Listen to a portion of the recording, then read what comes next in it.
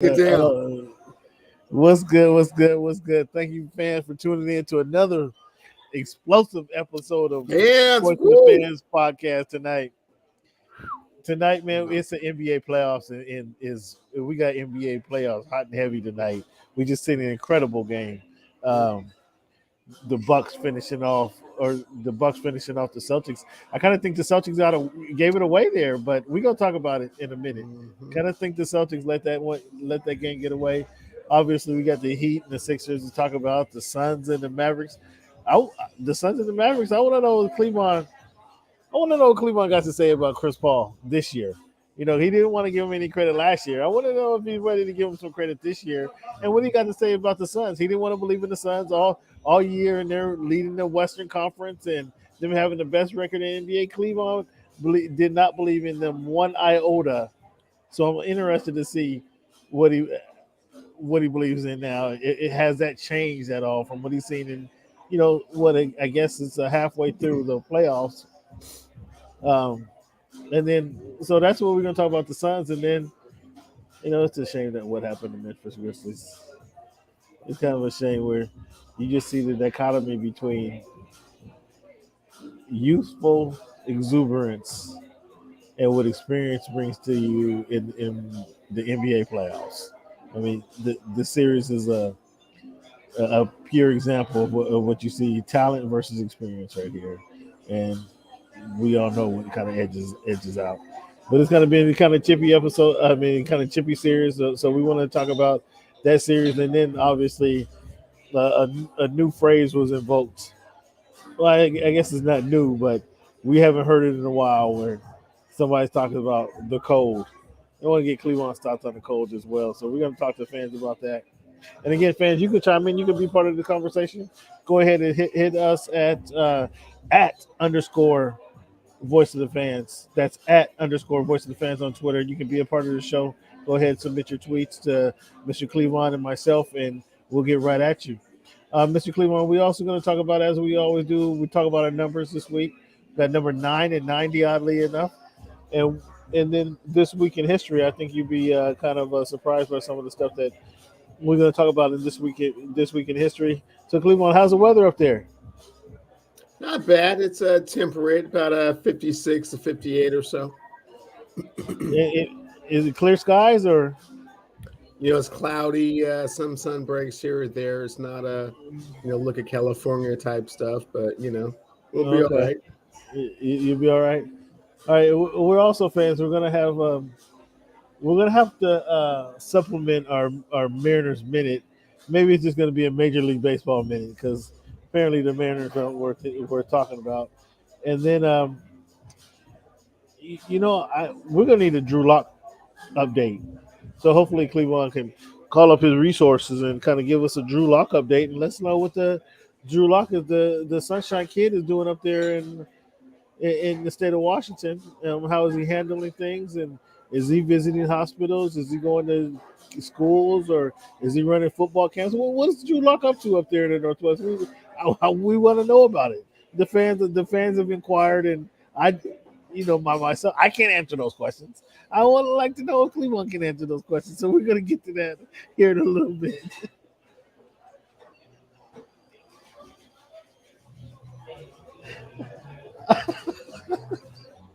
I can't wait to hear what Cleveland has to say about Drew Locke. Oh my goodness.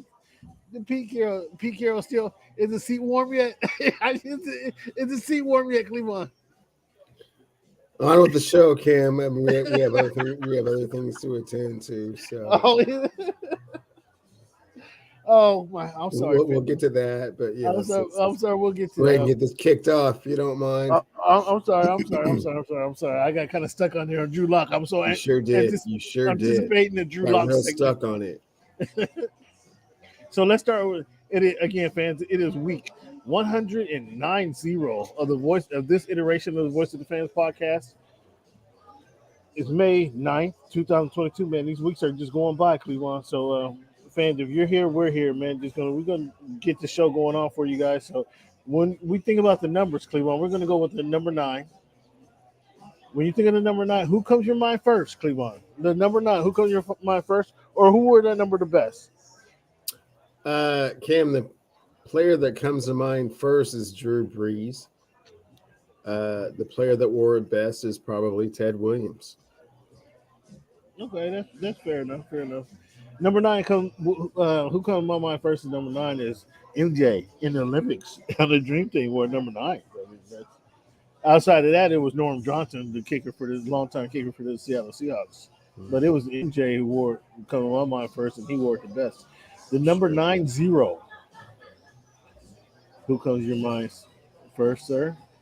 Or who wore that number the best? The most dominating defensive player I've ever seen play college football, a guy named Steve Entman. Oh, what do you know? What school a lot of guys haven't seen or heard of him. What school did he go to? First. What school did he go to? University of Washington. Outland Trophy winner, number 1 pick in the draft. Oh my goodness! Cleveland finally shut down somebody from the University of Washington.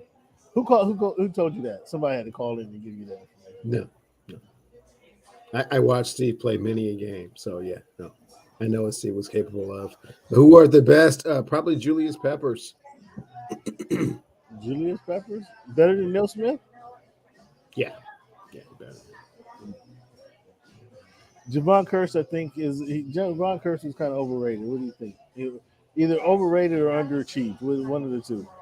Underachieved. I don't think overrated. He had tremendous athletic ability and could have done a lot of things, and just wasn't quite the dominating defensive player that people had hoped he would be. Yeah. Okay. Either one. Cleveland, man. Like I said, we got a lot of things to discuss this show. I want to thank you for tuning in, fans. I want to thank you guys for tuning in, fans. If you would, real quick, just kind of. I'm gonna see what I can do to kind of make the screen, enlarge the screen, if you will. There's a little message at the bottom, and I want you guys to come on. Can you read that at the bottom? The next NBA MVP will be an American-born player, 2021-22. Who said that? Oh, what? What do you know? Cleveland. This week, Nikola Jokic was named most valuable player. What country is he from? Not the United States. So that means he's not an American-born player, then, right? Correct. Yes. Oh, so that means Daniel's dinner on you, then, correct? Well, I mean, sure. I mean, if you want to, kind of, settle up your tab in a few areas, sure. What do you mean? You bringing up other stuff? That would mean Daniel's dinner on you, correct? Oh, for sure. Yeah, that's certainly a possibility if you can kind of get a little bit more current with your tab. Is all I'm saying. So check one. We're gonna have to get the running tab because again, Cleveland wanted to avoid some of these commitments that he's made. But Nikola Jokic, man, was that the right call? Or I mean, you don't really truthfully think Devin Booker was the NBA MVP, do you? No, I think the Joker was the right call. You think the Joker over Embiid was the right call? Yeah, Embiid had a better record. He didn't play enough games. What do you mean he didn't miss? Embiid didn't play enough games. Let's double check that, man. What kind of argument is that? I don't know that's. You're stuck on the past. With that argument, I would say. How many games? What's the difference? Do you know off the top of your head? Not off the top of my head, maybe 10 games. So that was with the 10-game difference there that you want to discuss. This year, Joel played 68.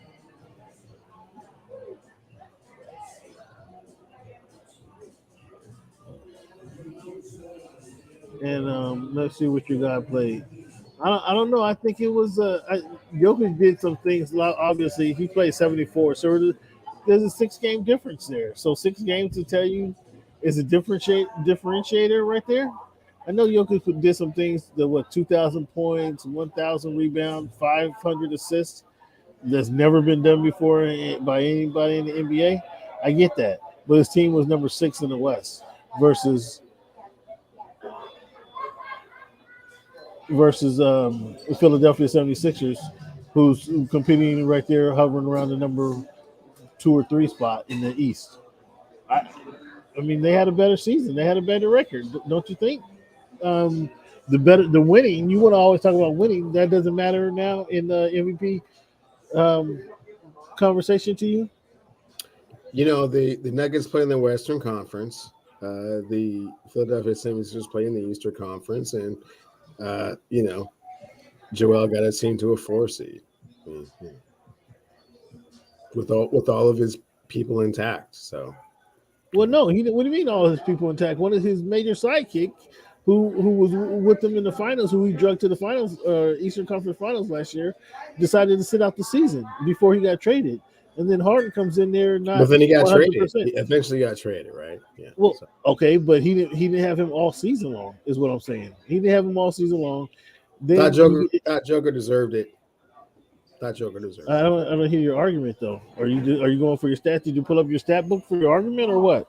Well, Embiid led the league in scoring. Given the fact that he played 2 more first big games man to do so. First big man to do so since what? Shaq. Yeah, he played 2 more games more than LeBron. So otherwise, LeBron would have led the league in scoring. So. Oh wow. So are you just trying to squeeze LeBron into the MVP conversation? No, not at all. I'm saying why you bring his name up? I thought the Joker deserved it, given what he was able to accomplish with a depleted lineup. Okay, well that's kind of hear you say that and admit you were wrong, and then that means a free Daniels dinner for me. Monte Williams win Coach of the Year. Are you okay with Monte Williams? Did you have any objections to that? No, it's okay. You didn't think Ty Lue deserved Coach of the Year with the Clippers and what he did? No, not really. What about Ime Udoka, who turned the Celtics around? No, not really. Not my Celtics. And no, not really. Remember I said Pop. You didn't like that call, so.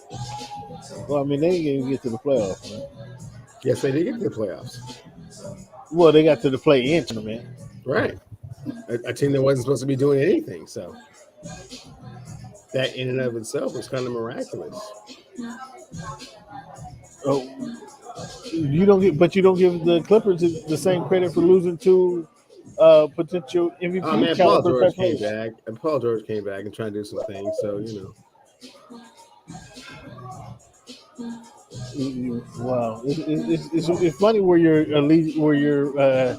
how you disperse your credit. That's kind of weird how you decide that. Nonetheless, let's talk about the Celtics and Bucks series, man. Did you just see the closing of this? I sure did. What do you think about the way I saw that? I want to talk about Giannis. I initially want to talk about Giannis before this game, showing that he's the best player in the series. And then the coaching that Udoka is doing has been amazing. But right there in the closing of this game, it was like they fell apart right there. How did you see that game? Oh, Cameron, we have this argument all the time. And it goes back to the fact you don't understand how NBA playoffs work. Oh, man. here we go. It's about individual greatness. It's about somebody facing adversity, kind of, getting a little lippy with somebody that all of a sudden uses as a super motivation to play the greatest game in the history of his life. And so you have you to come back and answer for that. And how do you come back and answer for that, Cam? You just go for 40-11 to win the game in the TD Waterhouse. Okay, but he didn't win the game though. See, Cleveland, and that's where your whole argument is. He did win the game with his 40-11. Oh my goodness gracious! With his 40-11, they were down 5 with like a minute to go. It was Drew Holiday. That was probably with his 32-11 when they won. It was Drew Holiday. 32-9, it was and then Drew he Holiday came up with who major plays down the stretch to show why he's the that dude, a basketball guy. I don't know if you watched the game. I don't even know if you watched the game. Watch the game. So what are you talking about right now? So Drew Holiday didn't close the game out with his 3-pointer. That was cool. And then the block at the end of the game. Threw it out smart, and then the block again. That was cool. So what are you talking about? And the steal? I'm talking about the 40-11, Cam. I'm talking about the 40-11. So you sound like a guy who just looked at the box score at the end of the game. That's exactly what you sound like. A guy who just no, I do not. Yeah, I talk about a yes, guy you that do. defends You sound like superstars a guy. when they're superstars, when they're basketball gods. What was Udoka doing on the sideline? Could he draw up a play to stop that? No, he could not. You sound like a guy who just looked at the box score because if you were You not sound like a guy that wants Udoka to draw up some plays like Belichick and ooh, we're gonna stop Giannis this time. No, you're not. No, if you watch the game, you see the game changer was Drew Holiday with his championship winning plays, the 3-pointer to tie the game up. The game changer was that guy that came with 40 and 11. I mean, that was nice. That was big. We needed our big. They need their big guy to score. They need their big guy to score. They need a big guy to do their thing. So that was huge. You're right. That was huge. And so, can the Celtics come back from this? Can you Udoka bring the Celtics back from this?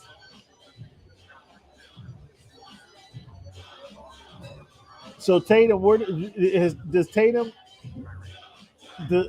has Tatum elevated himself on your top 10 list in the NBA? Sure.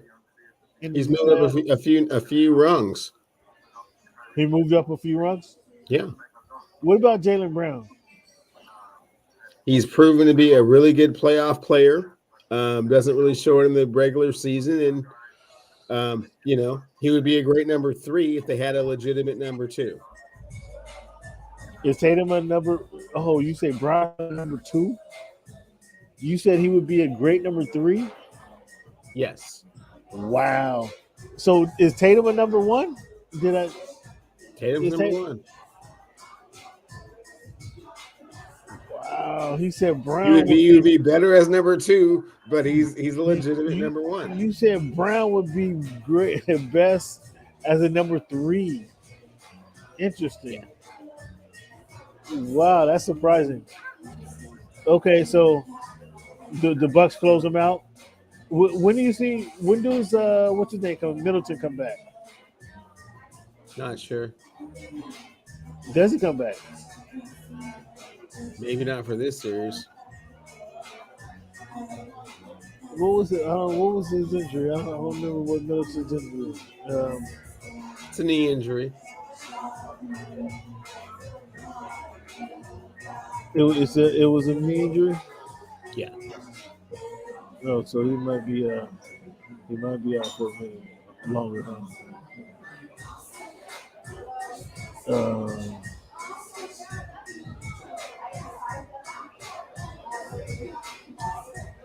Yeah, sprained MCL. Yeah, he'll be out for a minute. I don't think that he's coming back no time soon. But they can use them. That'd make these games easier. That would make these games easier. But do they close it on 6 or do they have to go back to Boston? Close out in 6. We're not going back to Boston. That'd be interesting. Let's see how these.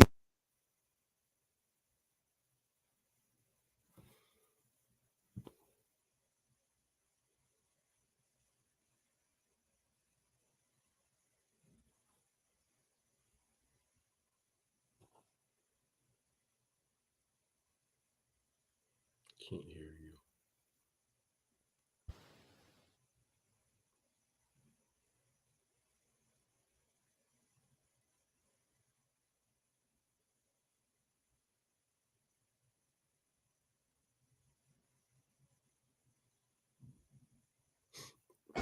Cleveland. Gotcha.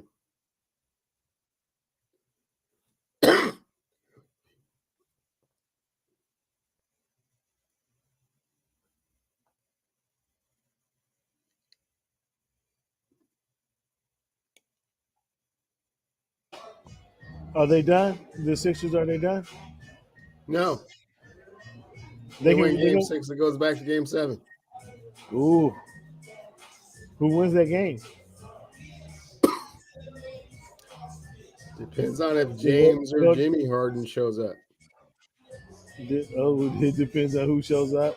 Now, if both of them are unreliable, is that what you're saying? That's what that sounds like to me. One guy who we haven't heard of all series though is Lowry. We thought Lowry was going to go down there and be the difference maker, and he's not been able to be that guy. But instead, the Heat still grabbed the advantage because the Heat culture that they have running down there, and then James Harden is just kind of up and down. Um, but you think you got these guys winning? You got to be playing a big game, and winning on when they play tomorrow night. Yeah, for sure. Wow. What you got on them? On these guys winning game 6? You got something on it or no? Do I have something on it? Do you have something on it? You sound like you were. Oh man, Cam, you're so deep in the hole, man. I mean, what would be the point? What would be the point? I just exposed to win right now, earlier in the show. Cam, you owe me a pound of ribs. You owe me 1 pound of ribs. You owe me Brazilian dinners. I mean, you're so far in the hole, man. Come on. Did the Lakers win the playoffs? Did the Lakers make the playoffs this year? Did the Chargers make the playoffs? Are they making a championship? No. The Chargers make the playoffs? I didn't have anything on that though. I didn't have anything on it. You had a Daniel's dinner on the Lakers winning the finals. Did you not? Cam. Did you not? You see how short term your memory is? That's where this whole thing started. The Brazilian dinner. You didn't come up with that. And then we got to the pound of ribs. Wait, hold on, back up. You didn't come with that. Just answer the question for me right now. Did the Lakers win the finals in 2022? Are they even in contention? No, they did not. No, they're not. Okay, so that's another Daniel's dinner that you have on the table. Is that not correct? Now he wants to throw it up. It's weird how you only pick out your victories, but none of your defeats, and they're long. It's a long list, man. I don't because I'm not sure that list is very long. Did Chris Carson gain 850? Did Kyle Pitts make the Pro Bowl? I mean, these are right. I see the subject that you're sticking to. None of the losses. Sammy Watkins did not catch 50. He did not have 50 catches for the Chiefs. That was one yet. You're right. You won that one. Sammy Watkins had less than 50 catches this season. Kudos to Cleveland. I'm gonna get some streamers and shoot them all for you. Kudos for Cleveland because he won that round right there. Tell me what's your thoughts on the Phoenix Suns versus the Dallas Mavericks. It'll go 7.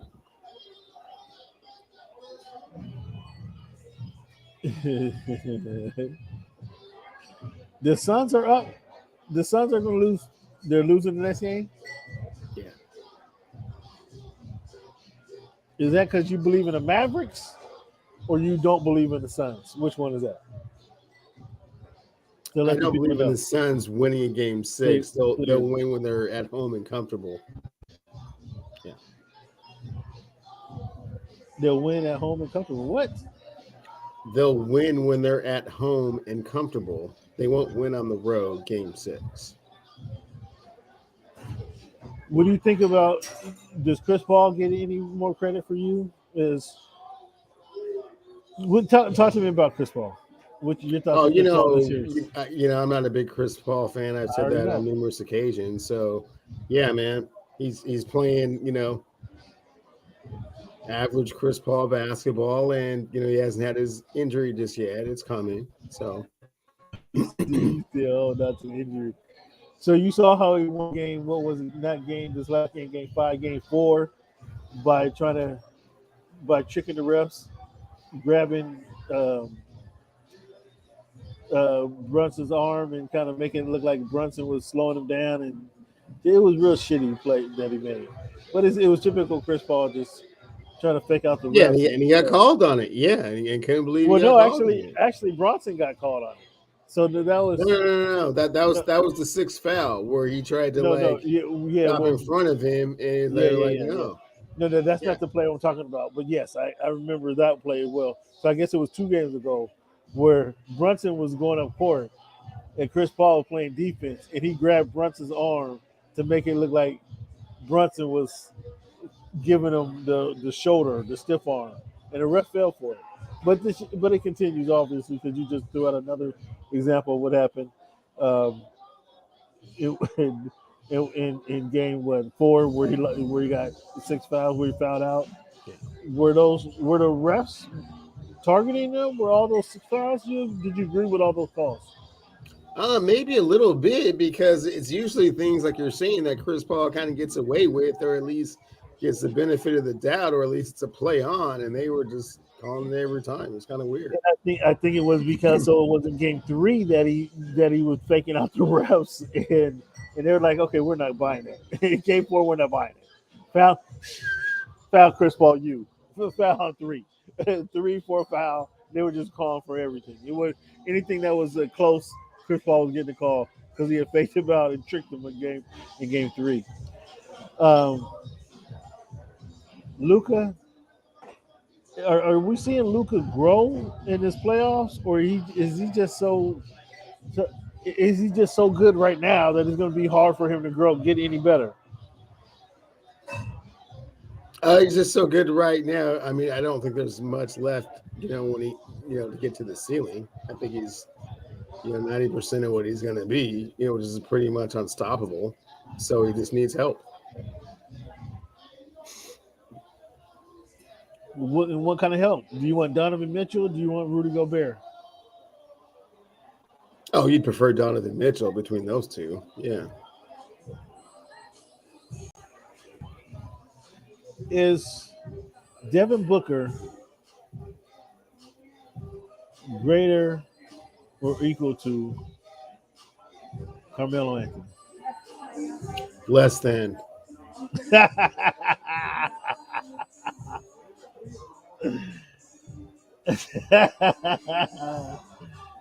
Less than. That wasn't an option, sir. Well, I guess the alternative would be equal to, which I don't agree with, but sure, if you want to go that way. So, what's my complaint about Carmelo Anthony? That you wanted him to be something that he never said he was and never was capable of being? Well, I think Carmelo Anthony puts up a lot of hollow points.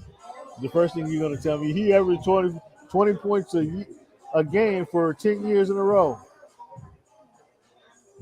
And somebody who always talked to me about being that dude and being able to avert coaching, bad teammates, refs, opponents to climb the ladder to championships. Carmelo Anthony hasn't done any of that, but yet you swinging on his nuts like he's been in the finals 10 straight years. No, and he hasn't. All that I've ever said is that Carmelo is one of the purest scorers the game's ever seen, and if you want something more from him, what is Devin Booker? Something more than that, then you're asking a little bit too much. What is Devin Booker? What is Devin Booker? He's a really good scorer. So Devin Booker is not a better scorer than Carmelo Anthony? No.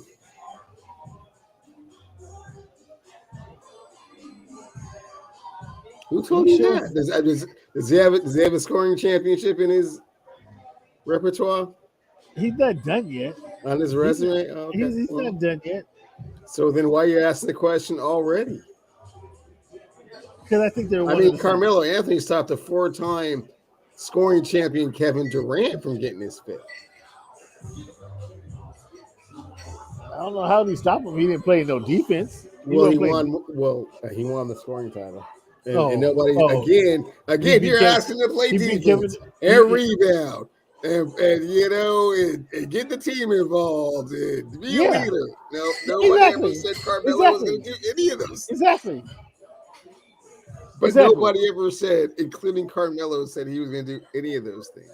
He said that when I walk in the arena, you can, with a black Sharpie, write down 28. I mean, I can get that from somebody else. I'll find that from somebody else. I'll find that for somebody else who's also going to be a leader out there, who's also going to get his teammates involved. Let me know when you find that dude. Devin Booker. Why isn't Devin Booker the same? He's going to be Carmelo Anthony. He's the newest generation of Carmelo. Score a lot of points, and that might be it. Because he's showing to me that he can't take the games over. When Chris Paul is playing up and down every other game, he has a big game. Devin Booker is supposed to step in there and have the big game after Chris Paul's big game, right? Filling the void. He can take some of the games over, Cam, just not all of the games. How about take a game over? How about I'll take a game over? How about that? Take a game over. Yeah, he take a game over. Anyway, he reminds me a lot of Carmelo Anthony. I'm seeing a lot of Carmelo Anthony. And fans, if you agree with me, go ahead and hit me up on Twitter. And fans, if you understand that Devin is not quite Carmelo Anthony good just yet, let Cam know. @_voice of fans on Twitter. @_voice of fans on Twitter. Go to the chat in the box here. I'm looking for chat. Anybody in this chat box? Let's see. Anybody in here got any comments? Not right now, Cleveland. But I want to know, is Devin Booker Carmelo Anthony 2.0? And are you buying the family issues led to Chris Paul's poor game?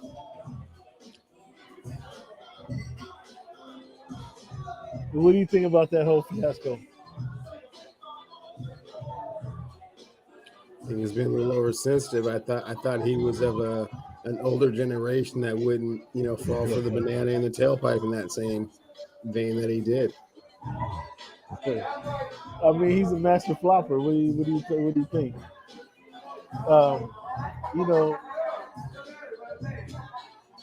I thought it was in poor taste after he looked horrible. He fouled out of the game to then kind of make this the issue post game. Obviously, your fans, your parents, and the fans' interaction is a headline of some sort, but them losing in the fashion that he played in should have been more of the story because he was awful.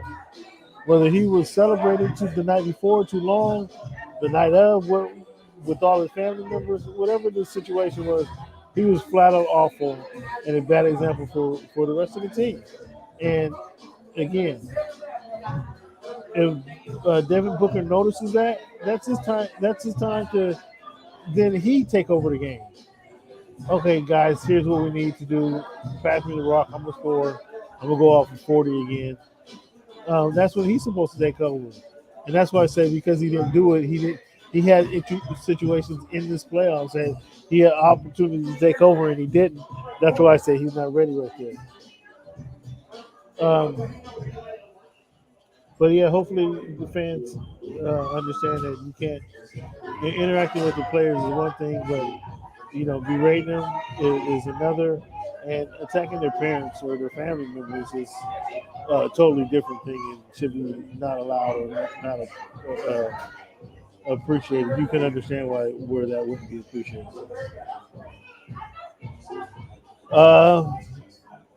Okay. Steve Kerr agrees with Grizzlies are breaking the code. Do you think the incident with Ja Morant and who was it? Jordan Poole, was that breaking the code when he grabbed his knee? Oh man, it doesn't really fit the same kind of thing, man.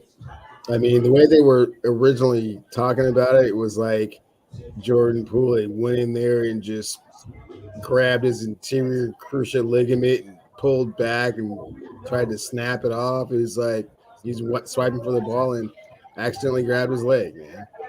And how that can cause so much damage that Ja Morant is out of the series. Wow. I don't know. So yeah, I saw the play. That speaks to something else. But yeah, I'm with you. People were acting like he Jeff Galooly Ja Morant. And he Like, and wow. it was an inadvertent grab at most because he just reached for the ball and got it. So John Morant turned his body and he went to go try to grab it again and he ended up grabbing the knee. Inadvertent grab. And so you say how that can cause so much damage on John Morant. That's one thing. That is surprising. But does that speak to the fragility of John Morant? And maybe nobody's talking about it.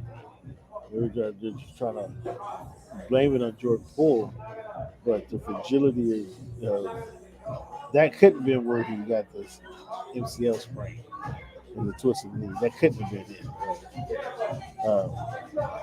But what does that say about the fragility of the guy John Morant? It's a real thing, right? If that's a question that came from one of the fans, what does that say about the fragility of John Morant? I mean, he missed quite a few games during the regular season. When he's doing his thing, he's super athletic and awe-inspiring. But wow, that was not a lot of contact to cause you to miss like the rest of the playoffs, in my opinion. So what it says is that he may be a little bit. I'm hoping he's not Anthony Davis fragile, but certainly it plays into that whole mentality, right? So at practice, he had sweats on and flip flops. I don't know why they call them flip flop slides. I don't know why. It makes no sense to me. And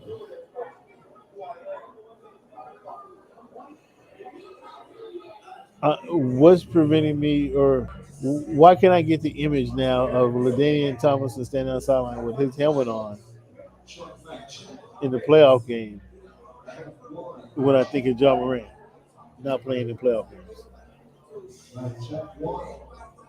I mean, this isn't that. Obviously, it's a little bit more than that. You would think, right? Because it's the second round of the playoffs, and if he could be out there, he would be. I give him the benefit of the doubt. Okay, all right. He gives him the benefit of the doubt. The Warriors obviously pull out game. Can the Warriors tie this game up and push this to a game 7 at home? Warriors are up 3-1, and Memphis is Can going to be Memphis staying home. They're not going back to Golden State. Oh, they're not even going back. They're gonna get gentlemen swept at home on their home court. Ooh, is that the veteran bending the rookies over on their knee? The young guys over on their knee, taking advantage of unfortunate circumstances and getting their rest and getting ready for the Western Conference Finals. Woo, we're there.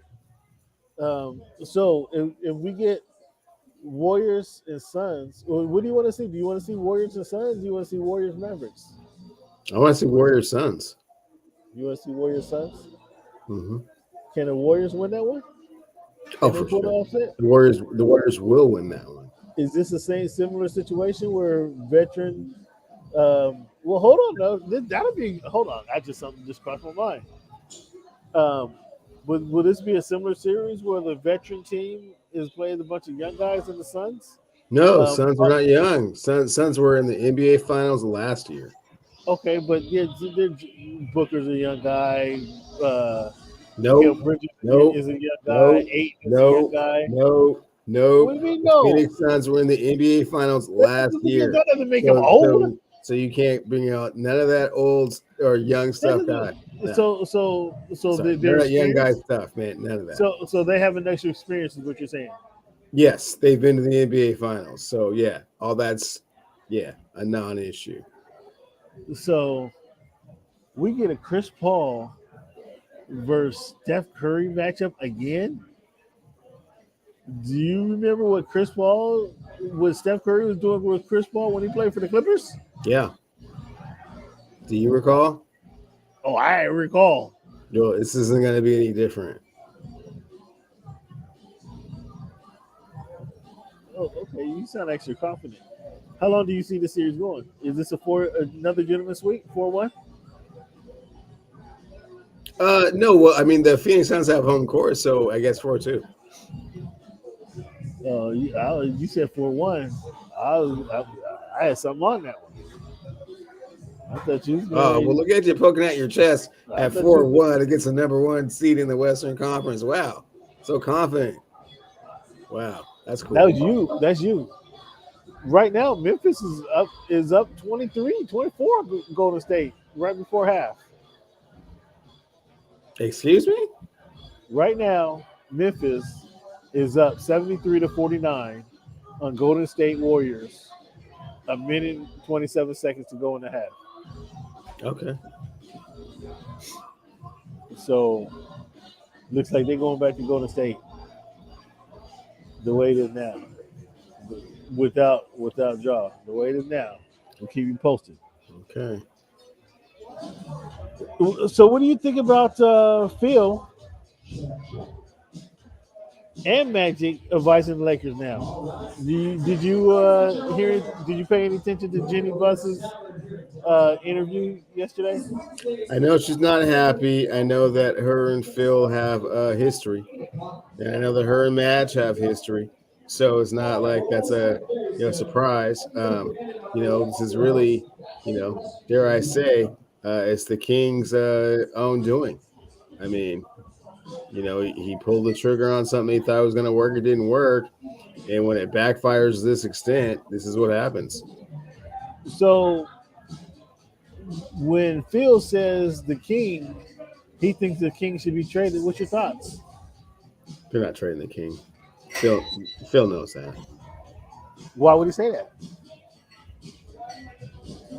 Because they have bad blood. I mean, everybody knows Phil and LeBron have bad blood. That's what I'm saying. So why would is Phil working? Is Phil double agent right now? Phil does not have enough control or power or influence to get LeBron traded. You don't think Phil has influence? Not enough to get LeBron James traded. No.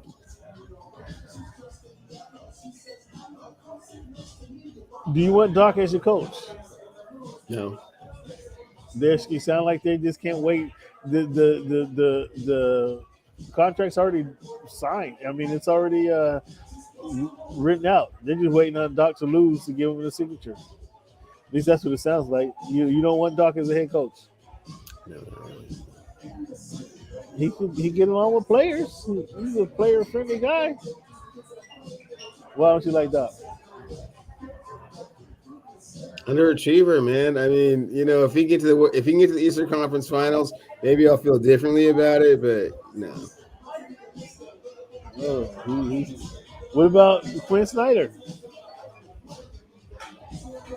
Quinn wants him to play too much defense, man, and be too committed. They need almost like a Steve Nash kind of like a friend buddy kind of bridge kind of a coach. They don't need like a real coach. So Mark Jackson, is that Mark Jackson? That's Mark Jackson. Mark Jackson is not a coach? He's not a. He's a coach, but he's more of like a philosophical storyteller than a coach. Okay. So Mark Jackson's the guy you want. I prefer Mark Jackson, yeah. Let's see what happens. Did you JJ Redick? I don't know if you saw it by now. JJ Redick comes on First Take with Stephen A. JJ Redick is great. He's freaking excellent. Apparently, so much so when I said that the next night when I posted on Facebook, the next night he was actually commentating the game. JJ Redick is great, but Magdalene Russo talking about his disdain for what's your man in Golden State, Draymond Green. He says, I wish Draymond would just shut up. America's done with them. America doesn't want to hear him talk. He should just play basketball. And he's like, and JJ Redick immediately chimed in. Like, hold on, that shut up and play basketball sounds like, I know a segment of people who say shut up and play basketball. And I hope you don't mean it like that. I just know a segment of people who say that and mean it in a particular way. So I don't think you should say that. And I mean, what can Mad Dog say? I don't mean it like that. I don't want to play that game. And that's what he tried to say. Um, the people I know feel that way. And JJ Redick, a white guy, is like, well, again, there you go again. The people you know, maybe you need to expand your mind a little bit. And it was just kind of funny that JJ Redick was killing them on on this topic. It was comedy. So have you seen JJ Redick? I Have you have heard of him? seen him on Get Up, and I have also heard the game that he did, which was good commentary. And then I also had somebody send me a tweet about him getting on Stephen A. about being a Golden State bandwagon rider and then trying to jump off like at some weird time. Like, what's that all about? Not really co-signing that. And uh, Mr. Spears, kind of co-signing with JJ. Like, you gotta learn, JJ. That's just how Stephen A. does it, man. And just those two bonding, which I thought was kind of weird. Cat from Baton Rouge playing for the Cowboys, so on and so forth. And yeah, JJ's back. So Yeah, JJ is. Listen to him, man. He's excellent. Um, but have you noticed is officiating worse in the playoffs, or have you noticed is it worse than years before? Let me put it like that.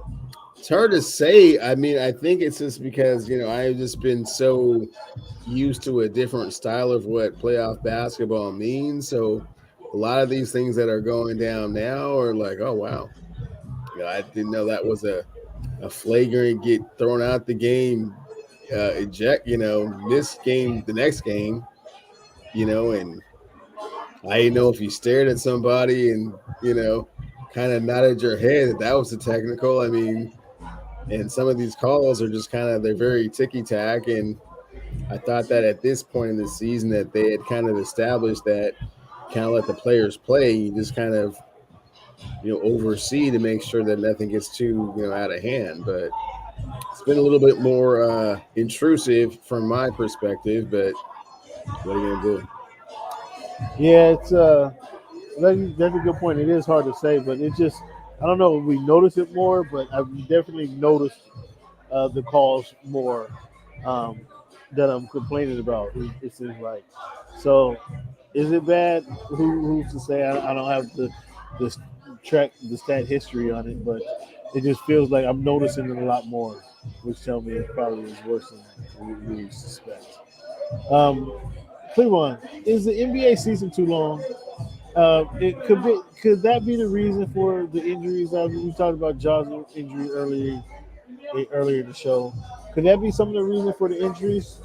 Would I remember when they went on strike and they came back and played in 2012? They played 65 games that year, but there was games like every other night. Um, do you remember that? I thought that season was actually excellent. A lot of basketball, a lot of exciting basketball. All the games mattered.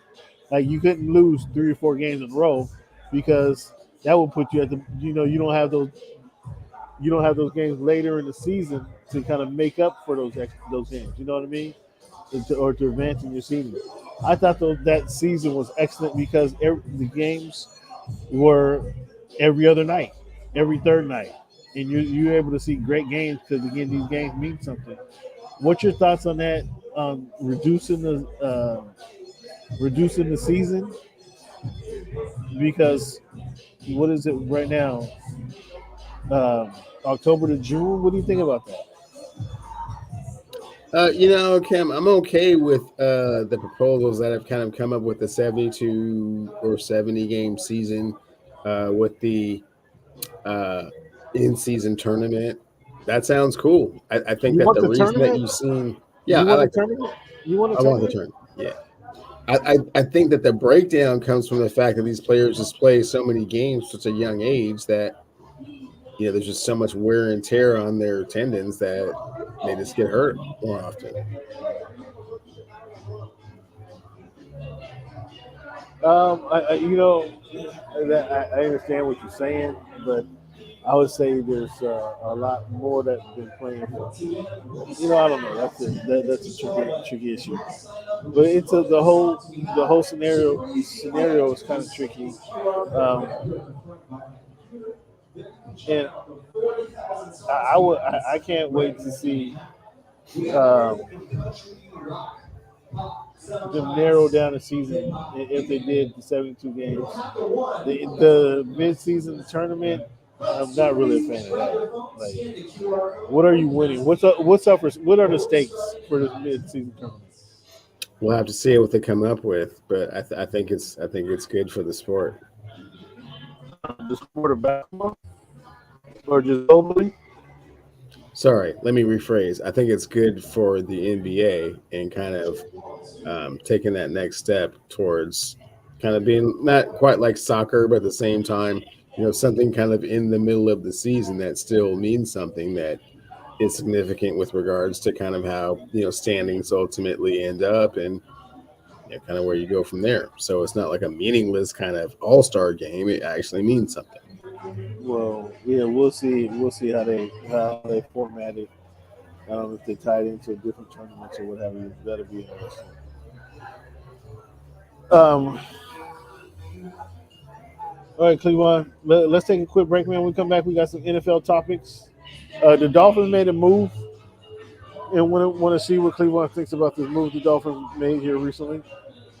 So let's take a quick break, Cleveland. When we come back, man, we're going to talk to NFL topics. NFL topics for you. So come on back with us. Let's take a quick break here.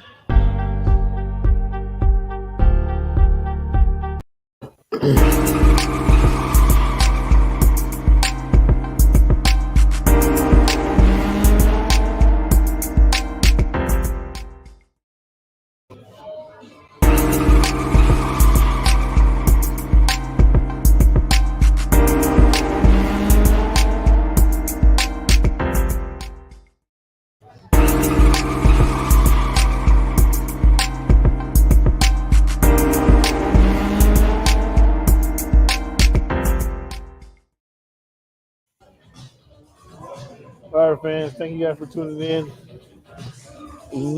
Week 109 of the Voice of the Fans podcast. Cleveland, thank you for your participation. Cleveland, the Dolphins trade for Tyreek Hill. What did that do for that explosive offense? And was anybody in the draft picked up more explosive than Tyreek Hill?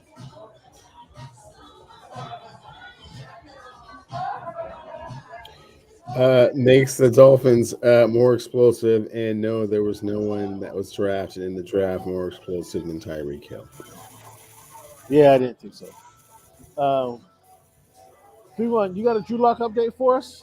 You want to tell us about Drew Locke and what's going on, man? He's working out. He's learning the playbook. He's becoming acclimated to the city and the culture. I mean, does he wear Wranglers or does he go to the Cam, I don't know what kind of footwear he wears. I mean, does he go to McClendon's or does he go to Home Depot? Cam, I don't know his buying habits right now. Okay, I mean, the people want to know, Cleveland. The people want to know what's up. Okay, well, Cam, so too early in the process, those kind of intimate type of details. Are you okay? Why you getting sent? Why you getting sensitive on talking about your quarterback? Everybody loves to talk about their quarterback. He's in competition. We don't know who the quarterback's going to be right now. For right now, he's just one of the guys. I heard for the last 9 seasons, our quarterback has never missed a start in 9 straight years. That's what I heard. All that was true. But now you don't want to talk about your quarterback situation. I don't know what the quarterback situation is. Like I just said, Cam, it's open competition.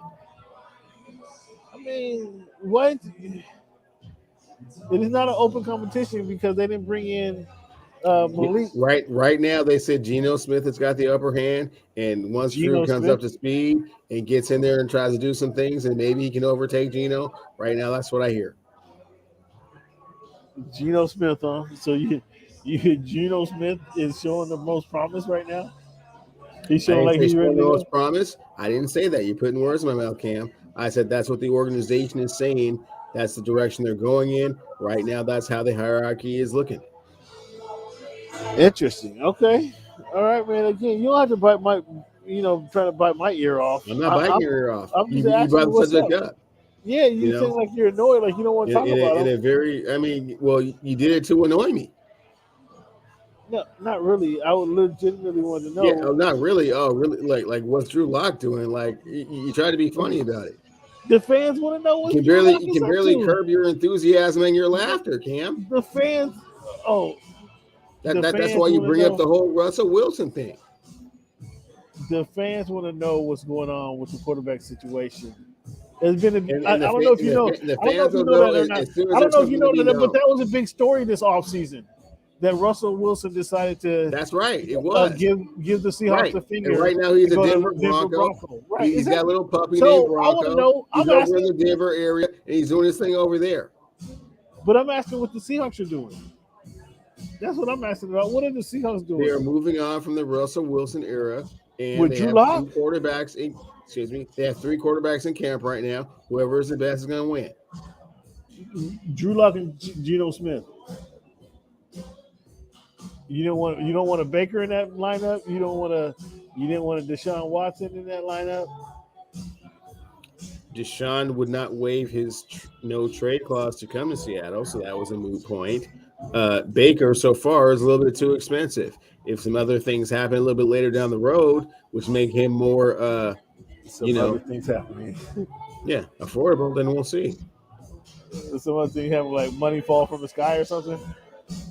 Well, just the price tag is not quite so, expensive. Okay. Make it a little bit easier to experiment with and see if he can, compete and win the starting job. Okay. Baker Watch 2022. Now we're on a Baker Watch, like they do Storm Watch 2022. No. Nobody's doing a Baker Watch. If he gets released and he's available, and there's some time, and he can come in and learn their playbook and compete like everybody else, then we'll see. Oh, he got to come in and compete like everybody else. Like everybody else. Wow. Okay. So he gets no special treatment, huh? Nope. Interesting. That's interesting. What do you think about Buck and Aikman to lead Amazon coverage?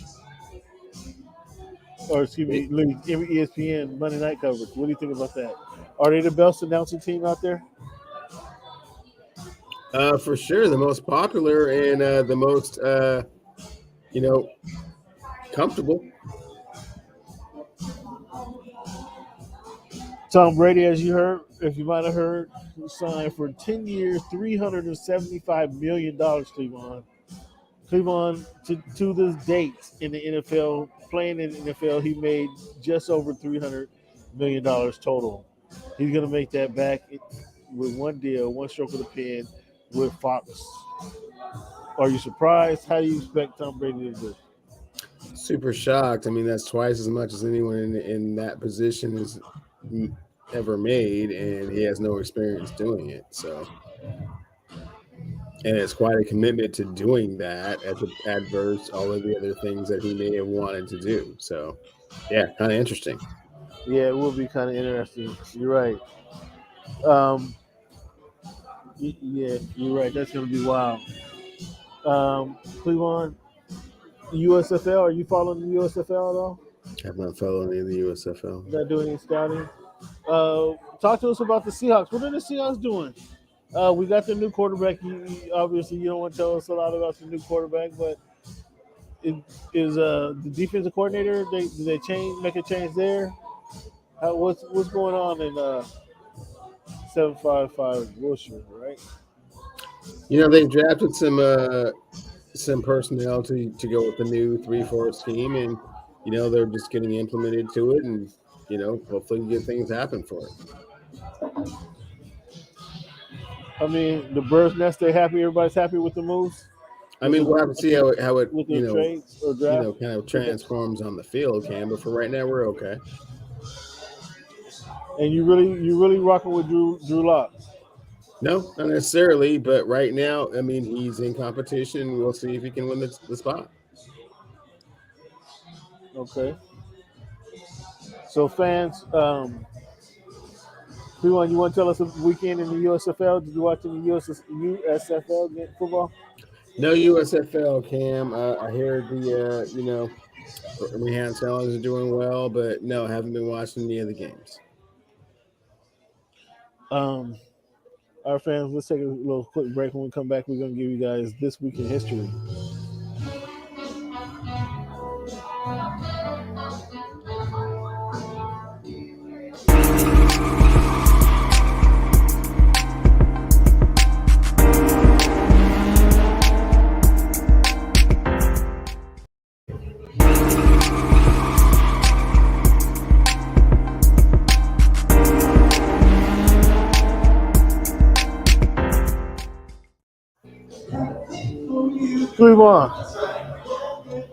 Cleveland, what's good? These guys at the damn sports brawl broke out a damn karaoke night. Caught me off guard, fans. I apologize for this. This week in history, May 10th, 1944, Smith vs. Allwright exclude blacks from primary voting is now illegal. 1944. And 5/12, May 12th, 1871, segregated streetcars were integrated in Louisville, Kentucky, following a sit-in staged by a black teenager, 1871. At 5/11, 1959, Yogi Berra ended a streak of 148 airless games. 148 airless games Yogi Berra has, I guess. We got Yogi Berra, Rafael Palmeiro. You might remember him. Rafael Palmeiro of the Texas Rangers hits his 500th home run to become only the 19th player in baseball history to reach that mark. Will Rafael Palmeiro be excluded from the Baseball Hall of Fame because he didn't even speak English? What you think? Well, Rafael Palmeiro did speak English. He never took steroids ever, and yes, he will be excluded from the Baseball Hall of Fame forever. He said he didn't speak English. That was one of his excuses when they were trying to talk to him.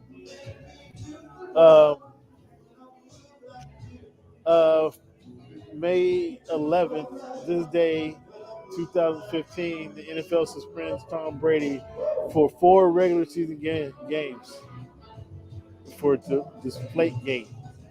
Do you recall that? I sure do. For the Deflategate, he was trying to deflate the ball. Deserved every minute of it. Cleveland. So the games that the NFL has games going abroad this year. I went over abroad to catch the Seahawks over the Raiders a few years back, which was a hell of an experience. Here's some of the games that'll be playing abroad this year. We got the Vikings and the Saints. They're going to be playing October 10. The Giants and the Packers are going to be played October 9.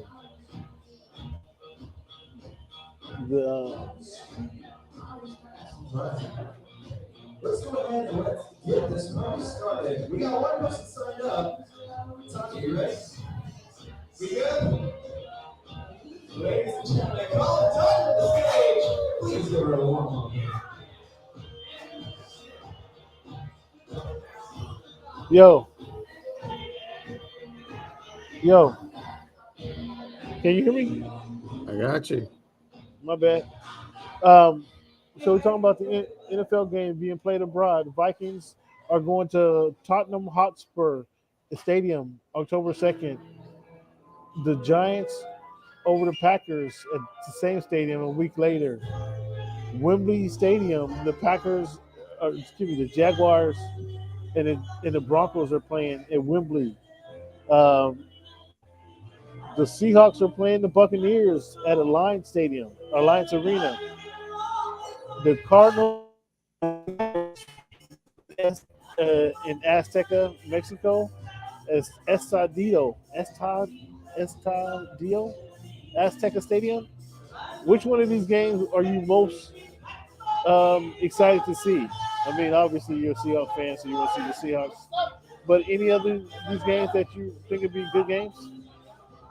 No, not really. I'm not a big fan. I mean, it's cool to kind of try and grow the sport in other places, but yeah, I'm not a big fan of the time difference and yeah. What? Because you don't want to lose the home game. Don't want to lose a home game. It's far. They don't really know what's going on, and it's a hassle. It's again going to Wimbledon for that game versus the Seahawks and the Raiders a few years ago. It was pretty cool. There was a lot of fans that had just, I mean, because it was an American football game, I guess people just thought, well, it's an American sports game. They can wear basketball jerseys, Major League Baseball jerseys, Major League Baseball hats. Obviously, there was more jerseys there than just Seahawks and Raiders jerseys. So it was a cool experience, and they come out. It's like an event, as you might imagine. You don't see soccer here very often, but when you do, it's an event, right? A lot of people turn out. So going over there wasn't much different. The Seahawks and the Bucks, no interested in going over there, huh? Not going to Germany now. It's not that bad of a place, but it's going to Germany was a great experience, I should say. So Cleveland, we see.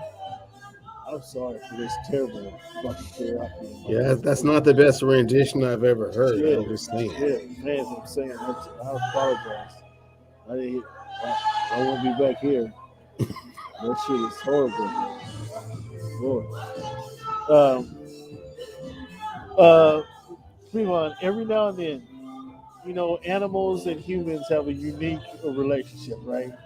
Like you and Coco, how you and Coco doing? How you and Coco doing this week, man? Do we get a smile? Is she get a thumbs up? Because Cleveland ain't been happy with Coco the last couple of weeks. She's better. Yeah, that's a reluctant little thumbs up. whether it's little tricks that the puppies and your cat do at home, whether you see the videos of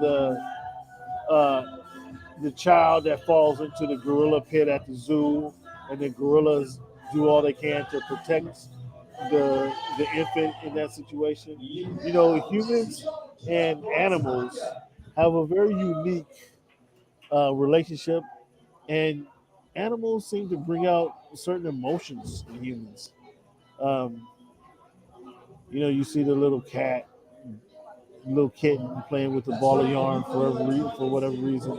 There's millions of videos on YouTube with cats playing with yarn, or the puppies chasing a little teddy bear, or whatever it is. But every now and then, animals can bring out some inspiration in people. When you see animals saving each other, a lion saving a bird from the water, and he takes him to a safe spot, or you heard the story, the fable of the frog takes what is it? The frog takes mosquito across the ocean, but then the mosquito actually sticks a frog and portrays him in the sense. But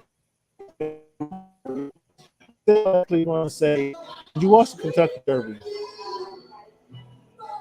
I did not watch most. the race Oh, live. shame on I you! did. Please, I did oh, see shame. You the saw end the of it. highlights. Yeah. You saw Cleveland.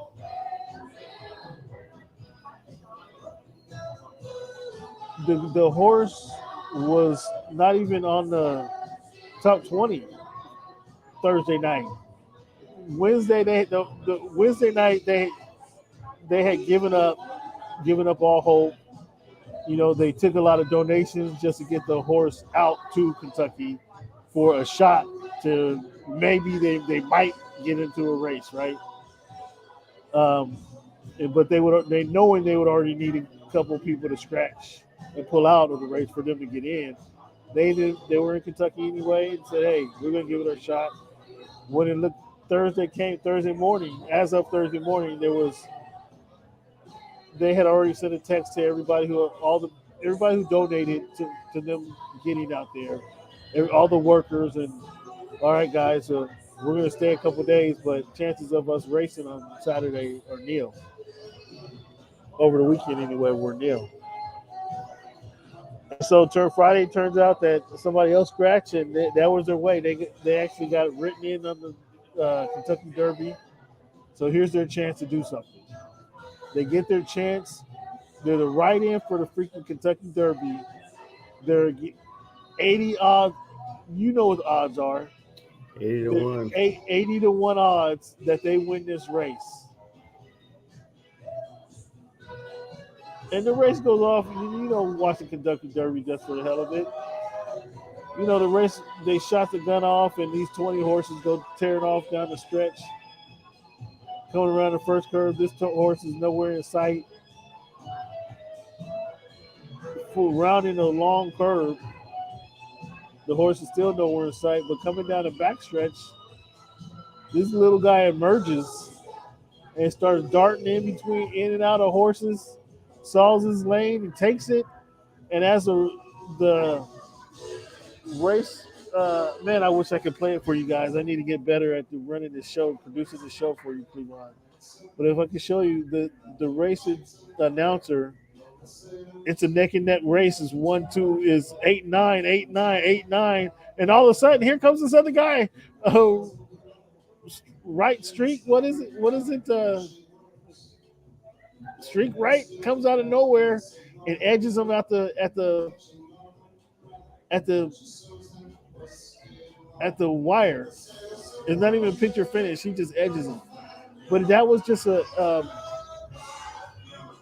indication, man, of animals don't give up. Another example of do not give up, and what sports brings to you, man. It's animals running a race, and that example he showed of just never giving. He was totally. I'm sure he was totally oblivious as to what his chances of winning were.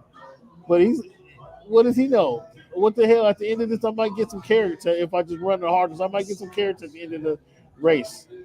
And needless to say, he runs his heart out at the end of the race. It wasn't carrots he wanted. He wanted to get at the other horse.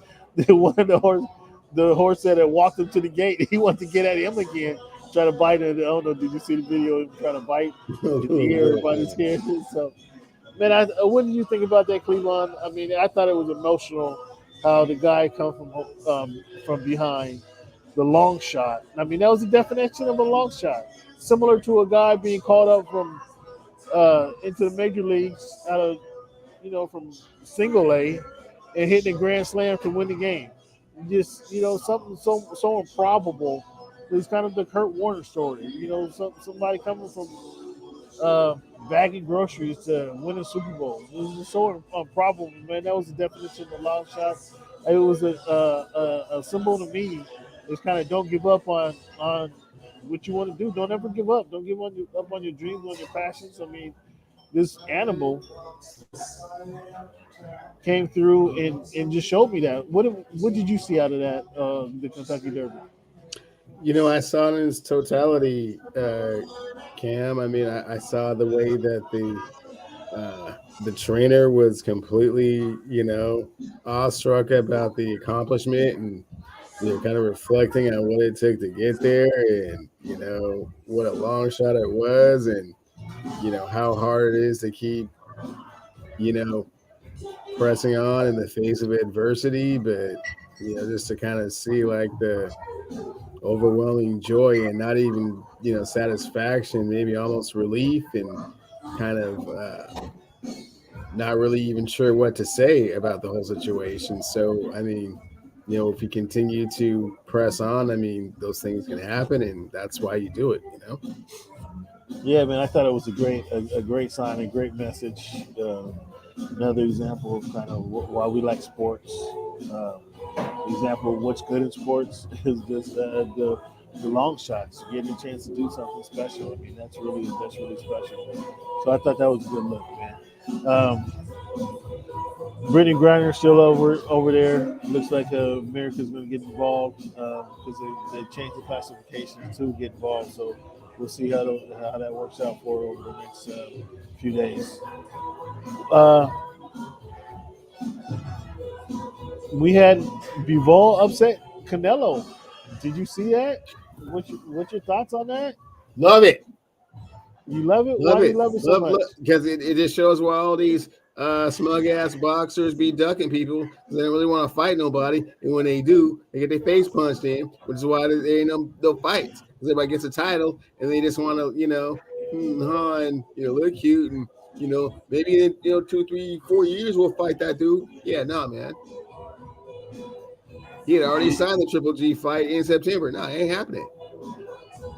I gotta put that off. Yeah. Well, I mean, he can still fight. He can still fight Triple G. I mean, is this guy? Did you watch the fight? He already said he wanted the rematch. So he already said like, no, we're doing that first. But the guy this might be too big for him. I mean, 175 might just be out of his. Everybody has a sin. Well, then, man, you should have been ducking people all them years. About to get your face knocked in again. See no a little love bit. No love over there. Nope. So how did Calvin really do last week? Oh, I did this just fine. Thanks for asking. Yeah, cheese galore. Got some more coming tomorrow. What games do you have your eyes on this week? Well, that dude's going crazy with that version. Though. I'm just saying, he's real into it. I said that dude's going crazy with the version of "She's Not There." He was quite adamant about it. But yeah, I got Philly -2. I got Dallas +2. You got Philly coming back. You got them coming back to win the series. I have them in game 6, winning by more than 2 points, and I have Dallas staying within 2 points. Just an update for you fans. It's 5 minutes 50 seconds to go in the third quarter. Memphis 100, Golden State 56. Ooh. And this is Golden State leads the series 3-1. Do you have the TV on the right channel, Cam? Golden State 56, Memphis 103 points. Ooh. With 5 minutes 25 seconds to go in the third quarter. This is game 5. Again, Well, Golden State is already I'm glad I didn't put my cheese on that because I was going to go the other way. Wow. You gonna go to Golden State close it out? I was going to go to Golden State close it out, but I guess we got to go back to Frisco one more time, one more again. What do you think if Ja doesn't play this game? I mean, we have to start. Come on, if he doesn't play, this is 3 games now. You know how I felt about Paul George. Injuries are part of the game, Cam. I mean, I don't think they weren't going to win either way as it goes. Injuries are part of the game, so I mean, they're playing their heart out. Inspiration tonight, and come on, go back and get on the plane and play Game 6. And that's what I'm saying. If he doesn't play Game 6, do we start? I can't get that image of LT standing on the sideline with his helmet on. He's not playing games. They said he was out for the entire series, right? I mean, come on, bro. Because some dude grabbed your knee inadvertently. I mean, what the hell's going on here?